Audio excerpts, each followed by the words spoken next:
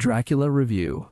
Luc Besson's Turgid adaptation reimagines Nosferatu as a lovesick loser. Luc Besson's Dracula is a terribly boring, tonally askew slog with very little innovation. It certainly doesn't help that Robert Eggers' film, or Sinners for that matter, is barely in the rearview mirror, and though that film wasn't exactly sterling either, it was a good deal more intriguing than Besson's tepid attempt. Besson does have Christoph Waltz to reliably chew the scenery as much as he can, but even his presence is tamped down by a filmmaker whose vision is anything but clear. Besson reimagines Dracula Caleb Landry Jones as a 14th century prince whose beloved wife Elisabetta Zoblu Sidel is murdered during a war with a rebellious faction Besson simply labels the Muslims. There is an interpretation of this moment that suggests Dracula may be at least partly responsible, and in a rage he kills the priest who could not save her life, then curses God before being dragged away while mocking Jesus on the cross. 400 years later, Dracula is a withering, wrinkled raisin holed up in his castle in Wallachia with a bunch of CGI gargoyle minions. At the same time, Christoph Waltz's priest, not Van Helsing apparently, is summoned by a secret section of the church,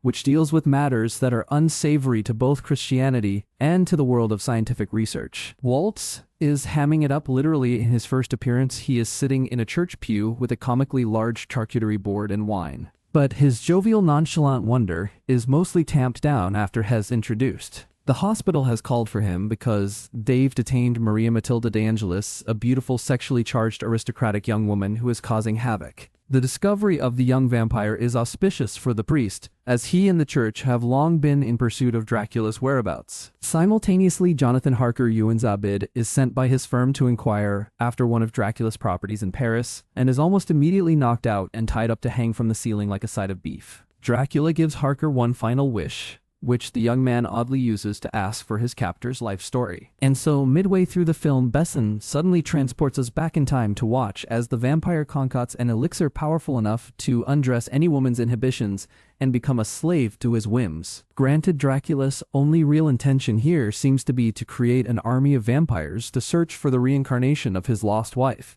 but the implications are what the implications are. Besson wouldn't be the first filmmaker to consider the sensuality of vampires in general, nor the assault-prone nature of Dracula in specific, but the film can't do anything with it, except display it on the table like untouched food. Landry Jones is pretty solid as Dracula, giving a performance that is at once charming, witty, and legitimately terrifying. But it is inside a hollow vehicle. Landry Jones is pretty solid as Dracula, giving a performance that is at once charming, witty, and legitimately terrifying. But it is inside a hollow vehicle. The film is split between various discordant melodies. On one hand is a legitimate stab at uncommon, fully bound love. On the other is a lame satire, which makes one long for the days of Mel Brooks' Dracula Dead and loving it. Neither route is served well. The romance between Dracula and Elisabetta is animalistic, lustful, and childish. It's not exactly the kind of thing you can easily empathize with, since when the two were mortal human beings they were pretty obnoxious. Yet Besson wants us to feel something genuine for the two as they reach across time and space for each other, and it just doesn't read well at all. Comedically, there are a handful of light appreciated touches, but it never leans far enough into that area to even register as purposefully funny. Most damning, however, is that the film looks just terrible. Garishly colored and overly lit,